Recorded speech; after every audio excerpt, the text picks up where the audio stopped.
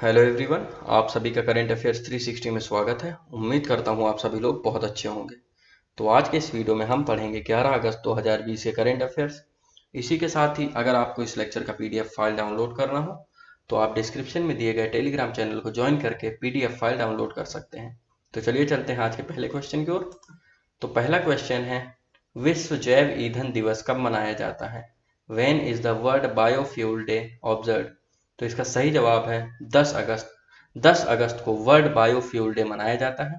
तो अगर बात करें इसके मेन ऑब्जेक्टिव की, तो इसको मनाने का मेन ऑब्जेक्टिव यही है, to create awareness about the importance of non fossil fuels as an alternative to conventional fossil fuels. तो लोगों में नॉन फॉसिल फ्यूल्स के प्रति जागरूकता फैलाने के लिए वर्ल्ड बायोफ्यूल डे मनाया जाता है। तो अगर बात करें इसको 10 अगस्त को ही क्यों मनाया जाता है, तो 10 अगस्त को इसको मनाने के पीछे एक रीजन है, क्योंकि 1893 में 10 अगस्त को ही सर रुडोल्फ डीजल, जिन्होंने डीजल इंजन का आविष्कार किया है, इन्होंने पहली बार एक मैकेनिकल इंजन को पीनट ऑयल के माध्यम से चलाया था। तो अगर बात करते हैं 2020 के थीम की, तो 2020 के वर्ल्ड बायोफ्यूल डे का थीम है बायोफ्यूल्स टुवर्ड्स आत्मनिर्भर भारत। तो चलिए चलते हैं अगले क्वेश्चन की ओर। हाल ही में खादी और ग्रामोद्योग आयोग ने किस राज्य में अपना पहला रेशम प्रशिक्षण केंद्र खोलने का निर्णय लिया? Recently, Khadi and Village Industry Commission decided to open its first silk training center in which state? तो हाल ही में khadi and village industry commission ने अरुणाचल प्रदेश के अंदर अपना पहला सिल्क ट्रेनिंग सेंटर खोलने का निर्णय लिया है। यह अरुणाचल प्रदेश के चुल्यो विलेज में खोला जाएगा। तो अगर बात करते हैं इस ट्रेनिंग सेंटर को क्यों बनाया जा रहा है, तो इस ट्रेनिंग सेंटर को इसलिए बनाया जा रहा है ताकि चुल्यो विलेज के जो लोकल आर्टिसंस हैं उन सभी को ट्रेनिंग मुहैया कराई जा सके, जिससे उनको रोजगार मिलने में आसानी प्राप्त हो। इस ट्रेनिंग सेंटर के अंदर अभी फिलहाल में 25 लोकल आर्टिसंस को ट्रेनिंग दी जाएगी, जिनको चुन लिया गया है। और इस ट्रेनिंग सेंटर के अंदर चरखा और जो अन्य सिल्क रीलिंग मशीनें हैं उन सभी को लगाया गया है, ताकि उन मशीनों को चलाने की भी ट्रेनिंग मुहैया कराई जा सके। तो अगर बात करते हैं अरुणाचल प्रदेश के बारे में, तो अरुणाचल प्रदेश की कैपिटल क्या है? कैपिटल ईटानगर। और गवर्नर है अरुणाचल प्रदेश के बी.डी. मिश्रा जी। सीएम है अरुणाचल प्रदेश के पेमा खांडू जी। अरुणाचल प्रदेश के अंदर लोकसभा की 2 सीटें और राज्यसभा की 1। इसी के साथ अगर बात करते हैं khadi and village industry commission की, तो इसका हेडक्वार्टर कहाँ है? इसका हेडक्वार्टर है मुंबई के अंदर। और इसके चेयरपर्सन कौन है? चेयरपर्सन है Vinay Kumar Saxena ji. Khadi and village industry commission की स्थापना हुई थी 1957 में। तो चलिए चलते हैं अगले क्वेश्चन की ओर। हाल ही में आत्मनिर्भर भारत सप्ताह किसने लॉन्च किया? रिसेंटली हु लॉन्च्ड आत्मनिर्भर भारत सप्ताह? तो हाल ही में हमारे देश के रक्षा मंत्री श्री राजनाथ सिंह जी ने आत्मनिर्भर भारत सप्ताह को लॉन्च किया। यह आत्मनिर्भर भारत सप्ताह कैंपेन क्यों शुरू किया गया है? तो यह शुरू इसलिए किया गया है ताकि मेक इन इंडिया जो कैंपेन है उसको बढ़ावा दिया जा सके, जिससे भारत को आत्मनिर्भर होने में मदद हो सके। तो आपको जैसा पता होना चाहिए कि हाल ही में जो हमारे रक्षा मंत्रालय है उसने 101 डिफेंस आइटम है उनके इंपोर्ट पर रोक लगा दी है, और इन सभी आइटम्स को देश के अंदर ही अब बनाया जाएगा, ताकि जो आत्मनिर्भर भारत कैंपेन है इसको बढ़ावा दिया जा सके। तो इन्हीं सब कारणों से आत्मनिर्भर भारत सप्ताह शुरू किया गया है। तो चलिए चलते हैं अगले क्वेश्चन की ओर। हाल ही में इंपीरियल कॉलेज लंदन के सहयोग से किस भारतीय संस्थान ने नैनो पार्टिकल मेटाग्रिड विकसित किया? Recently, which Indian institution, in collaboration with Imperial College London, develops nanoparticle metagrid? तो हाल ही में आईआईटी गुवाहाटी के रिसर्चर्स ने इंपीरियल कॉलेज लंदन के रिसर्चर्स के साथ मिलकर एक नैनो पार्टिकल मेटाग्रिड डेवलप किया है। तो अगर बात करें नैनो पार्टिकल मेटाग्रिड किस काम में आएगा, तो यह काम आता है जो एलईडी होते हैं उनको ब्राइटर, एनर्जी एफिशिएंट और ड्यूरेबल बनाने में। तो चलिए चलते हैं अगले क्वेश्चन की ओर। हाल ही में किस संगठन ने पूरे भारत में आने वाले सभी अंतर्राष्ट्रीय यात्रियों के लिए एयर सुविधा पोर्टल विकसित किया है? Recently which organisation has developed air Suvidha portal for all international arriving passengers across India? तो हाल ही में दिल्ली इंटरनेशनल एयरपोर्ट लिमिटेड ने एयर सुविधा नामक एक पोर्टल डेवलप किया है। इन्होंने यह पोर्टल डेवलप किया है in collaboration with the Ministry of Civil Aviation and Ministry of Health and Family Welfare and ministry of external affairs and governments of various states and union territory. तो इन सभी के साथ मिलकर दिल्ली इंटरनेशनल एयरपोर्ट ने यह portal develop किया है। अगर बात करें इस पोर्टल का मेन मकसद क्या है, तो इस पोर्टल का मेन मकसद यही है कि जो पैसेंजर आएंगे उन सभी को एक कन्वीनियंट और कॉन्टेक्ट लेंस जो क्या कहते हैं साधन है वो मुहैया कराना, जिससे वह अपना सारा डॉक्यूमेंटेशन कर सके बिना किसी के संपर्क में आए हुए। तो अब चलिए चलते हैं अगले क्वेश्चन की ओर। हाल ही में फ्लिपकार्ट ने किस राज्य की वन डिस्ट्रिक्ट वन प्रोडक्ट योजना के साथ समझौता ज्ञापन पर हस्ताक्षर किए हैं? Recently Flipkart has signed MOU with which state government one district one product scheme. तो हाल ही में उत्तर प्रदेश सरकार की one district one product scheme के साथ फ्लिपकार्ट ने एक MOU साइन किया है। इस MOU के तहत जो फ्लिपकार्ट है वह उत्तर प्रदेश के जो आर्टिसंस, वीवर्स और क्राफ्ट्समैन हैं इन सभी को मेन स्ट्रीम बिजनेस में लाने का प्रयास करेगा। तो जैसा कि आप जानते हैं कि फ्लिपकार्ट का एक इनिशिएटिव है फ्लिपकार्ट समर्थ। इस प्रोग्राम के तहत जो भी लोकल आर्टिसंस होते हैं उन सभी को फ्लिपकार्ट अपने प्लेटफॉर्म पर उनके सारे सामान की मार्केटिंग और फ्री जो कैटालॉगिंग की सुविधा है वह मुहैया कराता है। तो इसी के लिए यह MOU साइन किया गया है ताकि जो उत्तर प्रदेश के आर्टिसंस हैं इन सभी को फ्लिपकार्ट अपने यहाँ पर प्लेटफॉर्म मुहैया करा सके। तो अगर बात करते हैं उत्तर प्रदेश की, तो उत्तर प्रदेश की कैपिटल पता होनी चाहिए, लखनऊ है। उत्तर प्रदेश की गवर्नर कौन है?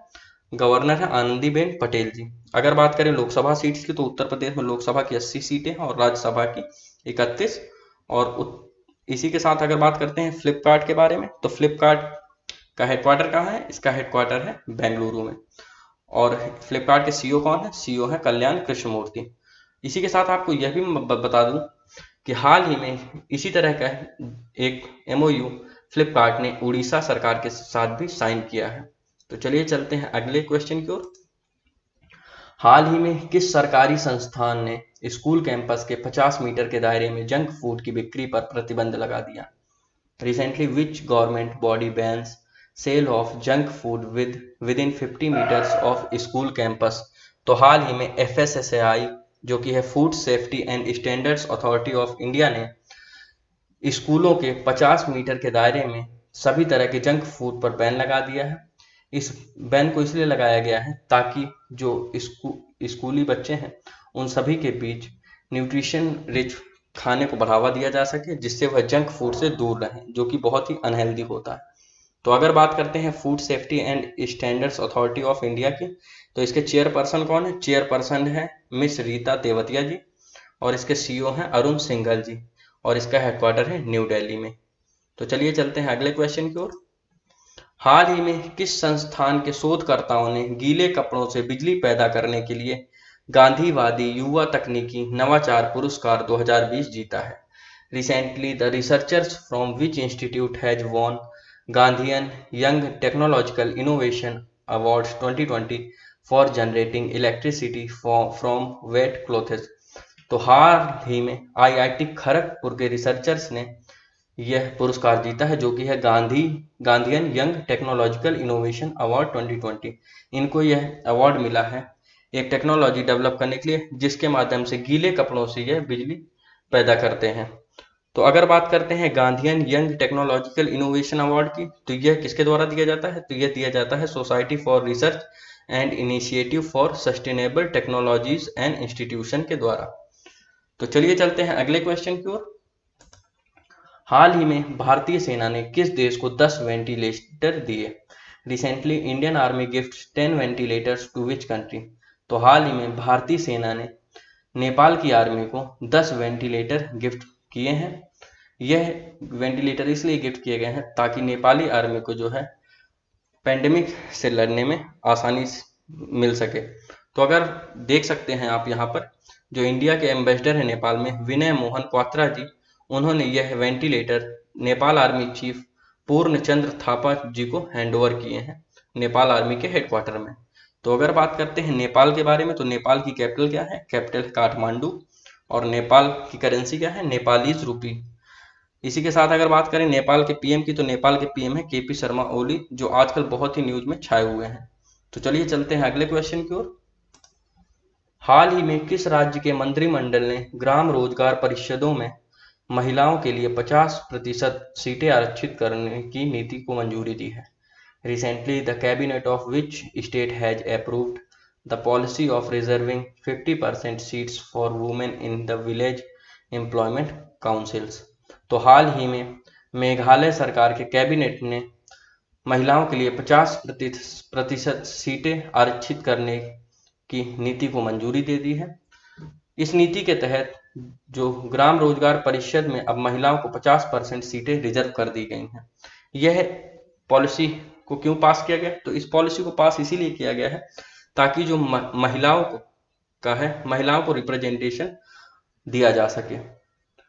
तो अगर बात करते हैं मेघालय के बारे में, तो मेघालय की कैपिटल क्या है? मेघालय की कैपिटल है शिलोंग। और गवर्नर कौन है मेघालय के? मेघालय की गवर्नर है तथागत रॉय। अगर बात करें सीएम की, तो सीएम है मेघालय के कोनराड संगमा जी। अगर बात करें लोकसभा सीट्स की, तो मेघालय के अंदर 2 लोकसभा सीट्स हैं और राज्यसभा की 1। तो चलिए चलते हैं कल के पूछे गए क्विज क्वेश्चन की ओर। तो कल मैंने आप लोगों से पूछा था, हाल ही में किस राज्य ने स्कूलों में लर्निंग टेक्नोलॉजी प्रदान करने के लिए गूगल इंडिया के साथ भागीदारी की है? Recently which state has partnered with Google India to provide learning technology for schools? तो हाल ही में महाराष्ट्र सरकार ने गूगल इंडिया के साथ यह पार्टनरशिप की है, जिसके तहत गूगल इंडिया महाराष्ट्र के स्कूल्स में अपने लर्निंग टूल्स को मुहैया कराएगा। लर्निंग टूल्स कौन से मुहैया कराए जाएंगे गूगल के द्वारा? गूगल के 2 लर्निंग टूल्स हैं, जी सूट बाय गूगल और गूगल क्लासरूम। इन्हीं टूल्स के माध्यम से महाराष्ट्र के स्कूलों में ऑनलाइन शिक्षा मुहैया कराई जाएगी। तो चलिए चलते हैं अगले आज के क्विज क्वेश्चन की ओर। तो आज का क्विज क्वेश्चन है, आईसीसी पुरुष T20 विश्व कप 2021 की मेजबानी कौन सा देश करेगा? Which country will host ICC men's T20 world cup 2021? तो इस क्वेश्चन का जवाब आप लोगों को मुझे कमेंट सेक्शन में देना है। इसके साथ ही अगर आपको आज के करंट अफेयर्स में कोई भी डाउट हो तो आप मुझसे कमेंट सेक्शन में पूछ सकते हैं। अगर आपको वीडियो पसंद आया हो तो लाइक करें, शेयर करें और चैनल को सब्सक्राइब करें ताकि आपको रेगुलर करंट अफेयर्स वीडियो आसानी से मिल सके। तो चलिए मिलते हैं कल के करंट अफेयर्स वीडियो में, तब तक पढ़ते रहें। Thank you.